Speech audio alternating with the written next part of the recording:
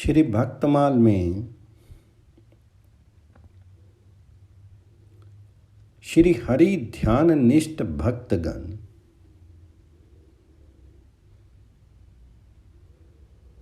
जोगेश्वर श्रुत देव अंग मुचुकंद प्रिय बत जेता पृथु परीक्षित शेष सूत सोनक परचेता सतरूपा त्रय सुता सुनीति सती सभा मंदाल स यज्ञ पत्नी ब्रज नारी किए केशव अपने बस ऐसे नर नारी जित्ते तिन्हीं के गांव जसे पद पंकज पाछो सदा जिनके हरि नित्य उर बसे। जिन भक्तों के हृदय में भगवान नित्य निवास करते हैं, मैं उनके चरण कमलों को प्राप्त करने की इच्छा करता हूँ। नौ योगेश्वर श्रुतदेव राजा अंग मुचुकुंद जी, विश्व विजयी प्रियव्रत जी, पृथु जी, परीक्षित जी, शेष जी, सूत जी, शुनकादि ऋषि, परचितागण, शतरूपा जी, परसूति जी, आकुति जी, देव आहुति जी, सुनीति जी, दक्ष कन्या सती जी, संपूर्ण सती वर्ग, मंदालसा यज्ञ पत्नियां और ब्रज गोपियां, जिन्होंने श्री कृष्ण को अपने वश में कर लिया है, ऐसे जितने स्त्रियां पुरुष हैं, मैं सदा उनके सुयश का गान करूं। नौ योगेश्वर महाराज शंभु मनु और शतरूपा से इस सृष्टि का प्रारंभ हुआ। शंभु मनु के पुत्र हुए प्रियव्रत, प्रियव्रत के अग्निघ्र, अग्निघ्र के नाभि और नाभि के पुत्र हुए ऋषभ। वे भगवान वासुदेव के अंश थे। मोक्ष धर्म का उपदेश करने के लिए उन्होंने अवतार लिया था। ऋषभ के 100 पुत्र थे। वे सब के सब वेदों के पारदर्शी विद्वान थे। उनमें सबसे बड़े थे राजऋषि भरत। वे भगवान नारायण के परम प्रेमी भक्त थे। उन्हीं के नाम से ये भूमिखंड जो पहले अजनाभ वर्ष कहलाता था, भारतवर्ष कहलाया। राजऋषि भरत चक्रवर्ती सम्राट थे। उन्होंने सारी पृथ्वी का राज्य भोग किया और अंत में इसे छोड़कर के वन को चले गए। वहां उन्होंने तपस्या द्वारा भगवान जी की उपासना की और तीसरे जन्म में भगवान जी को प्राप्त हुए।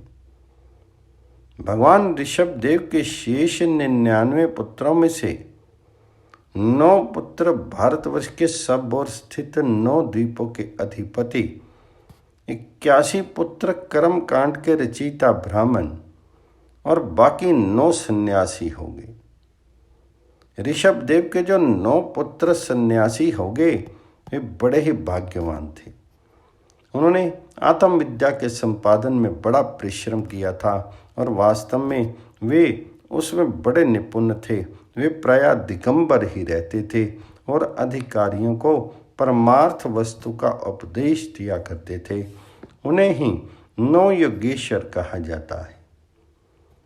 उनके नाम इस प्रकार हैं: कवि, हरि, अंतरिक्ष, प्रबुद्ध, पिपलायन, आविर्होत्र, द्रुमिल, चमस और करभाजन। ये 9 योगेश्वर इस कार्य कारण और व्यक्त अव्यक्त भगवत रूप जगत को अपनी आत्मा से अभिन्न अनुभव करते हुए पृथ्वी पर स्वच्छंद विचरण करते थे। उनके लिए कहीं भी रोक टोक नहीं थी। वे जहाँ चाहते चले जाते। देवता, सिद्ध, साध्य, गंधर्व, यक्ष, मनुष्य, किन्नर और नागों के लोकों में तथा मुनि, चारण, विद्याधर, ब्राह्मण और गौ के स्थानों में वे स्वच्छंद विचरते थे।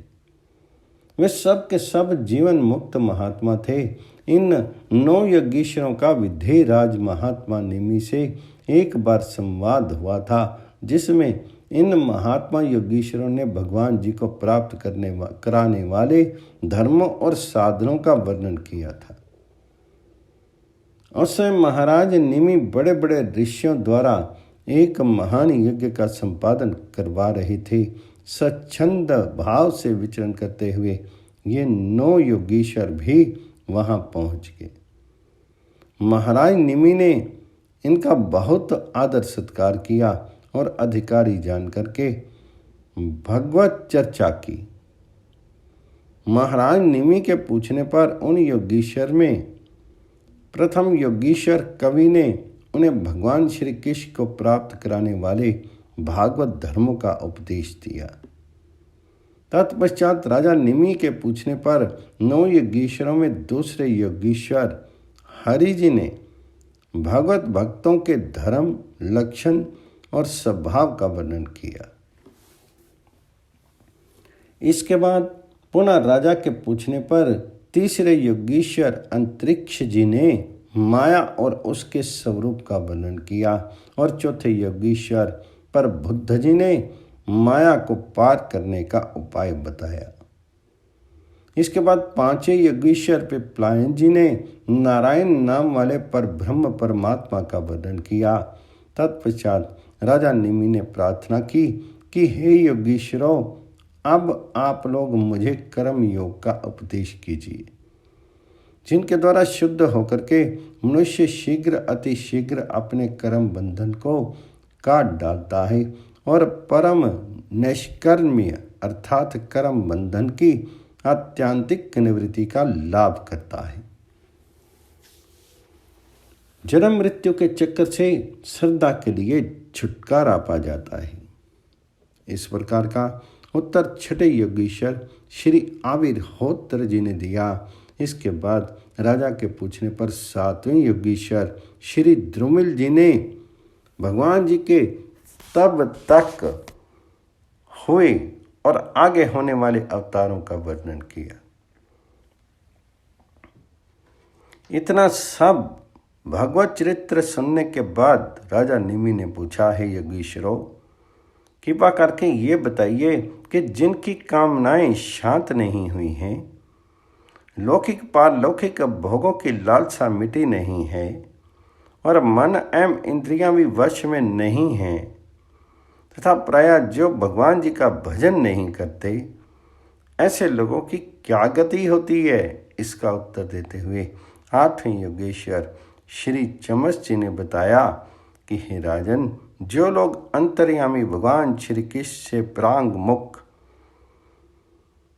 होकर रहते हैं, उनकी ओर ना चल करके उनसे उल्टे चल रहे हैं, वे अत्यंत परिश्रम करके गृह, पुत्र, मित्र और धन संपत्ति इकट्ठी करते हैं, परंतु उन्हें अंत में सब कुछ छोड़ देना पड़ता है और ना चाहने पर भी विवश होकर के घोर नरक में जाना पड़ता है।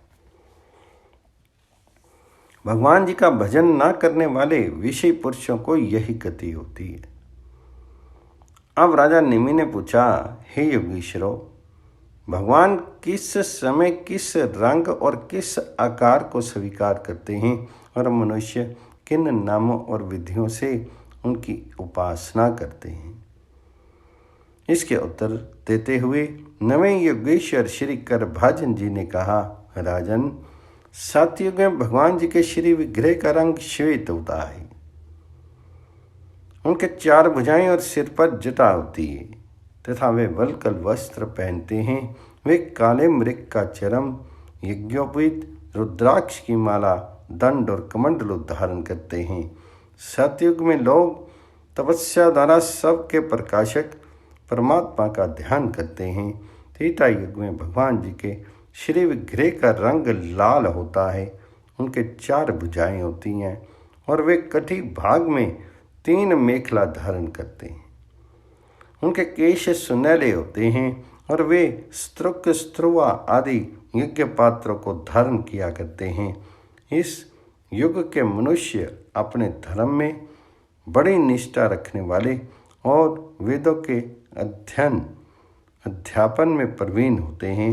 वे लोग ऋग्वेद, यजुर्वेद और सामवेद का वेद त्रयी के द्वारा सर्वदेव स्वरूप देवादि देव भगवान श्री हरि की आराधना करते हैं।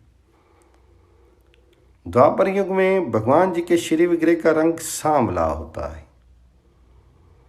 वे पीताम्बर तथा शंख चक्र गदा आदि अपने आयुध धारण करते हैं। वक्ष स्थल पर श्रीवत्स का चिन्ह, भृगुलता, कौस्तुभमणि आदि लक्षणों से वे पहचाने जाते हैं। कलयुग में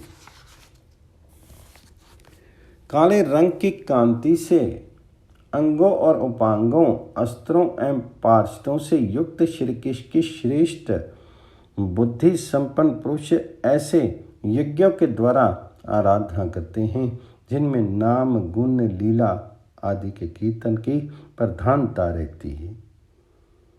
इस प्रकार राजा नेमि तथा अन्य ऋतज्ञों आचार्यों को भागवत धर्म का उपदेश देकर के वे नवयोगीश्वर अंतर्ध्यान होंगे।